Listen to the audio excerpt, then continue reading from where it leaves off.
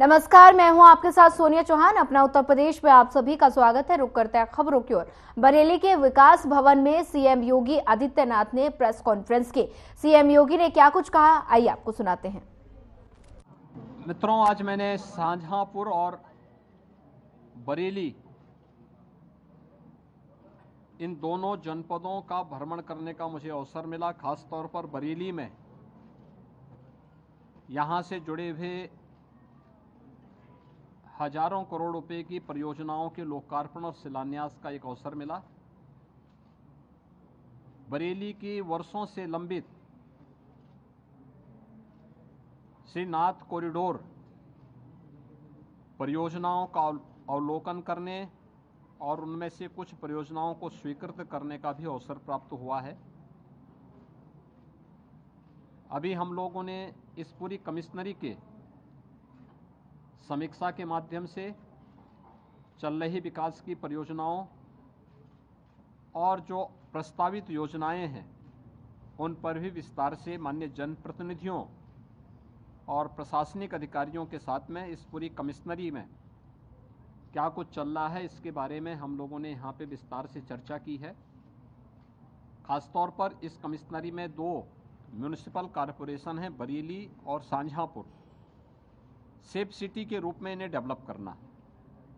इसके अलावा नगर पालिका परिषद भी हैं, इसमें बदायूं भी है, पीलीभीत भी है। इन्हें सेफ सिटी के रूप में कैसे हम डेवलप कर सकते हैं इस पर भी विस्तार से चर्चा हुई है। और मुझे बताते हुए प्रसन्नता है कि ये केवल सरकार की योजना नहीं बल्कि आम जन की भागीदारी भी इसके साथ हो सके। सेफ सिटी के इस पूरे कॉन्सेप्ट के साथ में जोड़ रहे हैं, जिसमें integrated command and control centre के माध्यम से हम शहर की सुरक्षा, शहर की ट्रैफिक की व्यवस्था और सिटी की स्वच्छता को ध्यान में रख करके इस पूरे अभियान को आगे बढ़ाने की एक बड़ी कार्य योजना के साथ कार्य कर रहे हैं और बहुत शीघ्र इसका एक स्वरूप हम सबको देखने को मिलेगा। माननीय जनप्रतिनिधियों ने विकास की बहुत सारी योजनाओं के बारे में अपने सुझाव भी दिए और अपने प्रस्ताव भी प्रस्तुत किए हैं। इनमें से बहुत सारे प्रस्ताव शासन ने पहले ही स्वीकृत किए हैं, बहुत सारे सरकार के संज्ञान में हैं, उन पर सरकार के स्तर पर गंभीरतापूर्वक विचार किया जा रहा है। मुझे पूरा विश्वास है कि प्राकृतिक संसाधनों से भरपूर हमारे चारों जनपद बरेली, बदायूं, शाहजहांपुर और पीलीभीत यहाँ की उन अनंत संभावनाओं को न केवल यहाँ की खुशहाली के लिए बल्कि प्रदेश की समृद्धि के लिए हम आगे बढ़ाने में माननीय जनप्रतिनिधियों की मदद से सफल होंगे। और इसी दृष्टि से आज यहाँ का मैंने निरीक्षण भी किया है। जनसभा में उन योजनाओं का, कुछ योजनाओं का लोकार्पण और शिलान्यास भी किया है और कुछ अभी परियोजनाओं का हम अभी अवलोकन करने भी निकल रहे हैं। मैंने कहा आपको इसके बारे में अवगत करा दें। बहुत बहुत धन्यवाद।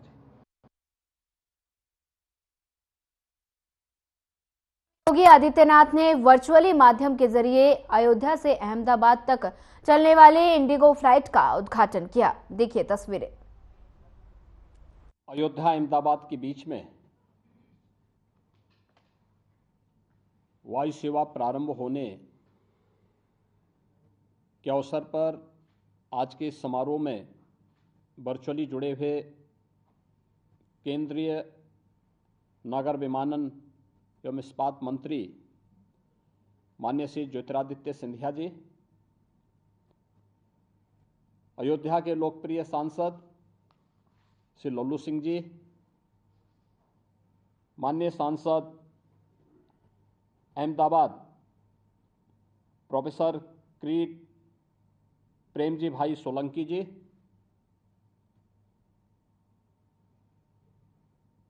Special director IndiGo Shri R K. Singh ji, नागर विमानन मंत्रालय के सभी अधिकारीगण, उत्तर प्रदेश शासन के मुख्य सचिव श्री डी.एस. मिश्रा जी, अपर मुख्य सचिव श्री एस.पी. गोयल जी, आज के इस पूरे कार्यक्रम के साथ जुड़े हुए अयोध्या और अहमदाबाद से जुड़े हुए सभी इंडिगो और एयरपोर्ट अथॉरिटी से जुड़े हुए अधिकारीगण और बहनों और भाइयों, मैं आभारी हूं आदरणीय प्रधानमंत्री जी का, जिन्होंने उत्तर प्रदेश को चौथा इंटरनेशनल एयरपोर्ट के रूप में महर्षि वाल्मीकि इंटरनेशनल एयरपोर्ट अयोध्या प्रदान किया है।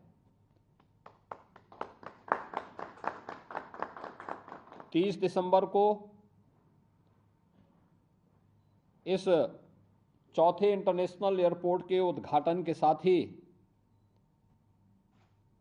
अयोध्या दिल्ली के बीच में वायु सेवा प्रारंभ हुई और आज मेरे लिए अत्यंत प्रसन्नता का क्षण है कि अयोध्या से अहमदाबाद को जोड़ने के लिए एक नई वायु सेवा इंडिगो के द्वारा प्रारंभ की जा रही है। यह उन अनंत संभावनाओं को जो 2014 के बाद देश के अंदर हम सबको देखने को मिला है, उन सबको आज हमें इन सेवाओं के माध्यम से देखने को भी मिल रहा है। मुझे देख करके प्रसन्नता है कि इंडिगो एयरलाइंस तेजी के साथ न केवल उत्तर प्रदेश में बल्कि देश के अंदर अपनी वायु सेवा का विस्तार करने में सफल हुई है और उत्तर प्रदेश के 8 नगरों लखनऊ, वाराणसी, गोरखपुर, प्रयागराज, कानपुर और आगरा, बरेली तथा अयोध्या में आज इंडिगो अपनी हवाई यात्राएं सफलतापूर्वक संचालित कर रही है। मेरे सामने जो मुझे अवगत कराया गया कि 2009 में प्रारंभ हुई लखनऊ एयरपोर्ट से जो पहली उड़ान थी, आज वह 13 कनेक्टेड राष्ट्रीय गंतव्य स्थल के लिए और 84 उड़ानें इनके माध्यम से प्रतिदिन इंडिगो के द्वारा अकेले यहां से उपलब्ध कराई जा रही है। ऐसे ही वाराणसी में 2014 से 6 कनेक्टेड राष्ट्रीय गंतव्य स्थलों के लिए 34 उड़ानें प्रतिदिन इंडिगो के द्वारा उपलब्ध है। गोरखपुर एयरपोर्ट से 2018 से प्रारंभ हुई वर्तमान में 4 कनेक्टेड राष्ट्रीय गंतव्य स्थलों के लिए 6 उड़ानें उपलब्ध कराई जा रही हैं और प्रयागराज से 2018 में प्रारंभ हुई 10 कनेक्टेड राष्ट्रीय गंतव्यों स्थलों के लिए 11 उड़ानें प्रतिदिन उपलब्ध हैं। आगरा में 6 कनेक्टेड राष्ट्रीय गंतव्य स्थलों के लिए 6 उड़ानें प्रतिदिन, कानपुर में 3 कनेक्टेड राष्ट्रीय गंतव्य स्थलों के लिए 3 उड़ानें प्रतिदिन, बरेली में 3 कनेक्टेड राष्ट्रीय गंतव्य स्थलों के लिए 3 उड़ानें प्रतिदिन और अयोध्या में 3 कनेक्टेड राष्ट्रीय गंतव्य स्थलों के लिए 3 उड़ानें प्रतिदिन उपलब्ध करवाने की जो ये कार्रवाई है, वह अयोध्या आने के इच्छुक हर व्यक्ति के लिए यह एक नया माध्यम बना है। उत्तर प्रदेश के अंदर पिछले 8-10 वर्षों के अंदर पैसेंजर की संख्या में भी काफी वृद्धि हुई है। अगर हम इन सबको देखते हैं, 2016-17 में लखनऊ के लिए कुल 39,68,000 पैसेंजर प्रतिदिन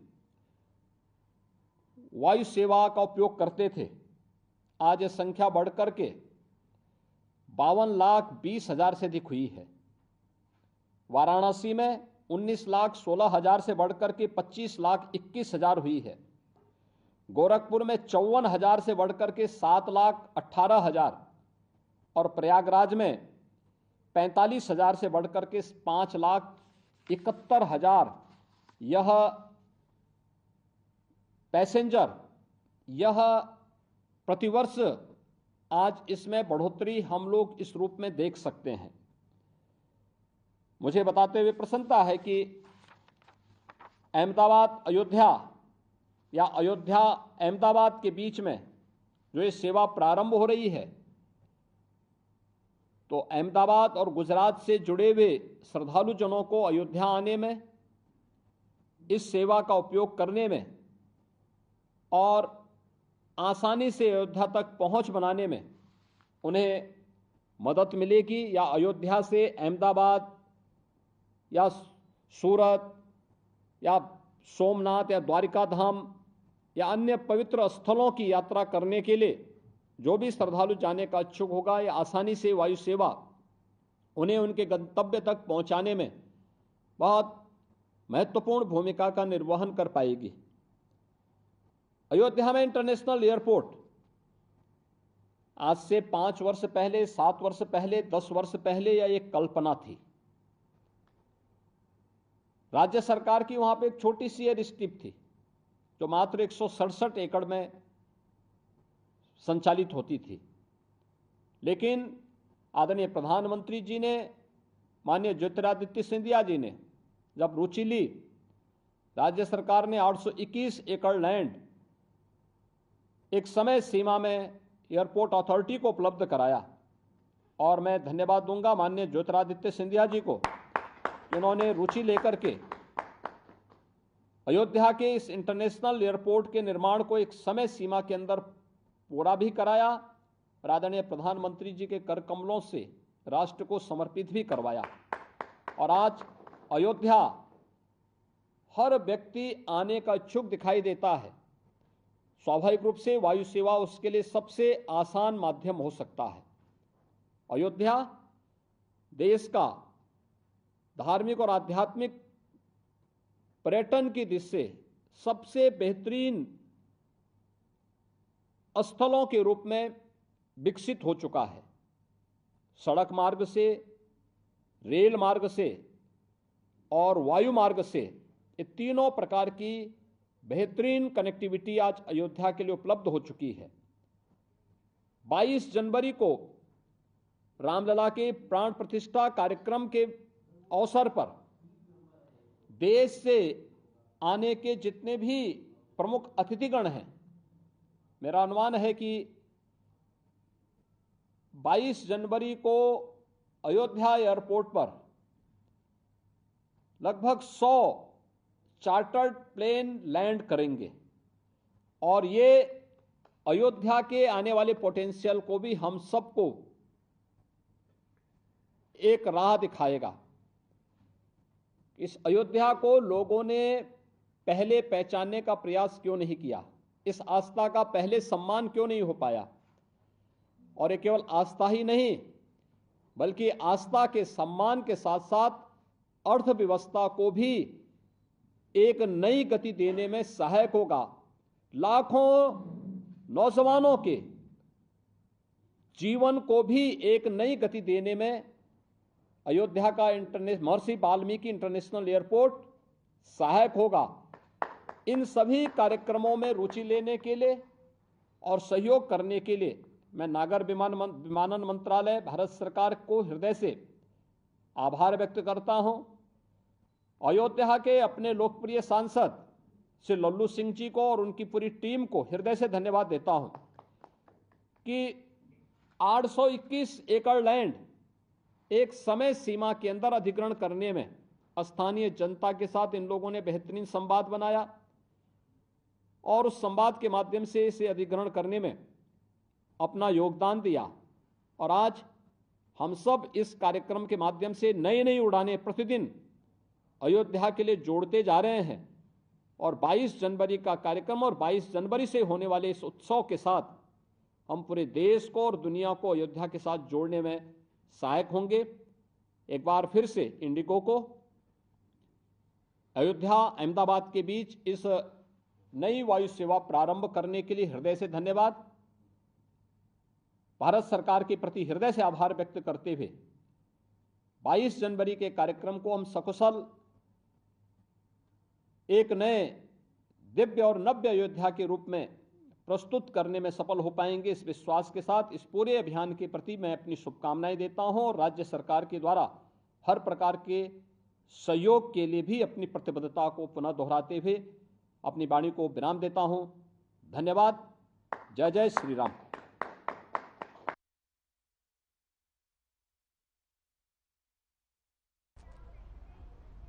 दिल्ली स्थित बीजेपी मुख्यालय में बीजेपी के राष्ट्रीय प्रवक्ता डॉक्टर सुधांशु त्रिवेदी ने प्रेस कॉन्फ्रेंस की। सुधांशु त्रिवेदी ने क्या कुछ कहा, आइए आपको सुनाते हैं। आप सभी जानते हैं कि भारतीय राजनीति के चिर युवा और चिर व्याकुल नेता के पीछे उन्मत्त चिर-विघ्न संतोषी पार्टी किसी भी अच्छे से अच्छे अनुष्ठान में विघ्न उत्पन्न करके कैसे संतोष प्राप्त किया जा सकता है, उस प्रवृत्ति की परिचायक कांग्रेस पार्टी के साथ पता नहीं कौन सी समस्या है कि भारत का इतिहास जब जब करवट ले रहा होता है तब तब वो उस अवसर के साथ खड़े न होकर उसका बहिष्कार करते हैं। अभी हाल में आपने देखा, चंद महीने पहले की बात है, पिछले वर्ष की, नई संसद भवन के उद्घाटन का बहिष्कार किया। भाई, नई संसद भवन 150 वर्षों तक चलेगी, इसका भारतीय जनता पार्टी अथवा प्रधानमंत्री श्री नरेंद्र मोदी जी से तो कोई मतलब नहीं है। उस ऐतिहासिक अवसर का बहिष्कार किया, जबकि उल्लेखनीय यह है कि अंग्रेजों के जमाने की संसद का बहिष्कार नहीं हुआ था वायसराय के टाइम में। जीएसटी लागू हुआ, भारत के कर संरचना में, टैक्स स्ट्रक्चर में ऐतिहासिक पैराडाइम शिफ्ट हुआ, उसका बहिष्कार किया। G20 अभी अभी हुआ, पहली बार ऐसा हुआ कि 20 राष्ट्राध्यक्ष और वो दुनिया के सबसे शक्तिशाली 20 देशों के राष्ट्राध्यक्ष भारत में आए। क्योंकि मैं पुनः विनम्रता से कह दूं कि नॉन अलाइन समिट भी हुआ था, पर नॉन अलाइन समिट उस समय वर्ल्ड का पावर सेंटर नहीं माना जाता था, and G20 is considered as the power centre. उसमें महामहिम राष्ट्रपति के द्वारा दिए गए भोज का बहिष्कार किया। अरे, भारत की शक्ति का कितना बड़ा उद्भव था। हमारे पूर्व राष्ट्रपति रामनाथ कोविंद जी और द्रौपदी मुर्मू जी के अभिभाषण का बहिष्कार किया, जबकि वो हमारे राष्ट्र के प्रथम नागरिक हैं, परंतु ये एक संयोग की बात थी। देखिए, एक अनुसूचित जाति से थे, एक अनुसूचित जनजाति से थी, इसके बावजूद आपने बहिष्कार किया। और अभिभाषण का बहिष्कार करके आपको मिलना क्या था, यह भी बहुत स्पष्ट था। याद करिए, कारगिल विजय दिवस 2004 के बाद 2009 तक नहीं होता था। क्यों कांग्रेस ने बहिष्कार किया था कारगिल विजय दिवस का? भारतीय जनता पार्टी के प्रखर प्रतिरोध के बाद आधे अधूरे मन से रस्म अदायगी के लिए 2009 के बाद शुरू किया, और अब हम उसको गर्व के साथ मनाते हैं। जब मई 1998 में पोखरण विस्फोट हुआ अटल बिहारी वाजपेयी जी की सरकार के नेतृत्व में, कांग्रेस ने 10 दिन तक बयान ही नहीं दिया, और फिर उसके बाद भी नकारात्मक प्रकार की प्रक्रियाएं, जबकि भारत ने पहली बार कहा था कि we have declared now we have become the nuclear state. कितना बड़ा ऐतिहासिक परिवर्तन था, परंतु उसके भी ये विरोध में खड़े हो गए। और तो और, पूर्व राष्ट्रपति प्रणब मुखर्जी जी, जो आप ही की पार्टी के थे, उनके भारत रत्न समारोह का बहिष्कार कर दिया। इसी बहिष्कार के चलते हुए जनता भी क्रमशः उनको सत्ता से बहिष्कृत करती चली जा रही है, परंतु उनकी बुद्धि परिष्कृत होने का नाम नहीं ले रही है। आज जब अयोध्या में श्री रामलला विराजमान की प्राण प्रतिष्ठा होने जा रही है, और उस समय एक बार पुनः कांग्रेस ने अपनी उसी प्रवृत्ति के अनुरूप, क्योंकि यह भारत के इतिहास का ऐतिहासिक पल है। यदि आजादी 800 साल की गुलामी के बाद हमें मिली थी 1947 में, यद्यपि कांग्रेसी कहते हैं 200 साल की गुलामी, हम कहते हैं 800 साल की गुलामी, तो ये 500 साल के संघर्ष के बाद भारत का वह स्वाभिमान उभर कर सामने आने जा रहा है, जिसके के लिए सरदार पटेल ने कहा था सोमनाथ मंदिर की प्राण प्रतिष्ठा के समय कि जब जब भारत स्वतंत्र हुआ था तो सोमनाथ की अट्टालिकाओं ने आकाश को छुआ था। और उस अवसर पर यहां एक बात और स्पष्ट करना चाहता हूं, कांग्रेस अपनी प्रवृत्ति के अनुरूप है। मैं आप लोगों के सुलभ संज्ञान के लिए कोट करना चाहता हूं कि जब सोमनाथ मंदिर की प्राण प्रतिष्ठा हो रही थी, तो जवाहरलाल नेहरू जी ने 24 अप्रैल 1951 को जाम साहब दिग्विजय सिंह, जो कि उस समय सौराष्ट्र के प्रमुख थे, यानी like technically the chief minister, फिलहाल वक्त हो चला एक छोटे से ब्रेक का। ब्रेक के बाद जल्द हाजिर होंगे।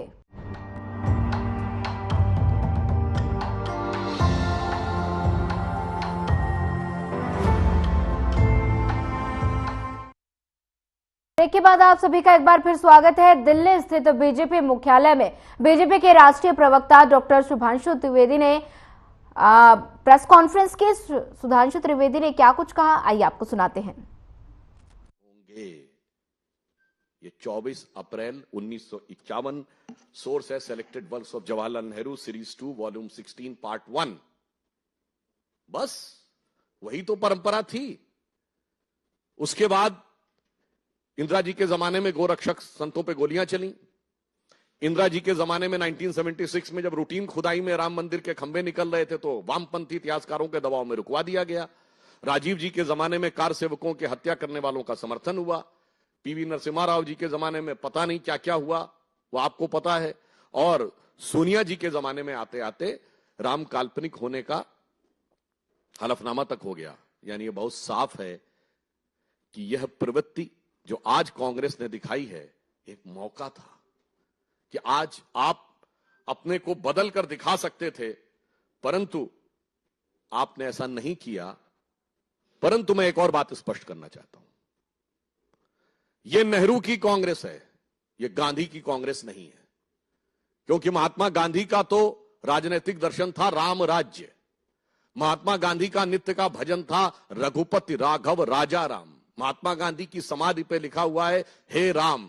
और आज उस राम राज्य की प्राण प्रतिष्ठा का प्रारंभ हो रहा है, श्री गणेश हो रहा है, और आप उसके साथ नहीं खड़े हैं। इसका मतलब बहुत साफ है कि ये गांधी की कांग्रेस और नेहरू की कांग्रेस का अंतर भी अब बिल्कुल साफ हो गया है।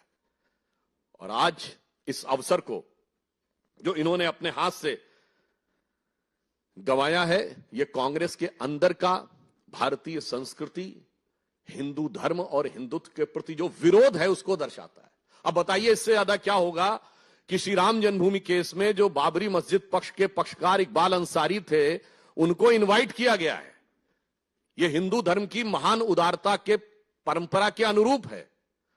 गोली चलाने वालों को भी इनवाइट किया गया। बताइए वो आने को तैयार हैं जो मुख्य पक्षकार थे, मगर चंद कट्टरपंथी वोटों की तिजारत की गला काट प्रतिस्पर्धा में कांग्रेस और कांग्रेस गोत्र के सारे दल, कांग्रेस की परंपरा के सारे दल आज हाहाकार मचाने को तैयार है। मतलब आपने हिंदी में कहावत सुनी होगी ना कि मुद्दई सुस्त गवाह चुस्त। यहां तो मुद्दई साथ में आके खड़ा हो गया है, मगर इसके बावजूद इन लोगों के मन में अभी भी वह लोभ दिखाई पड़ रहा है।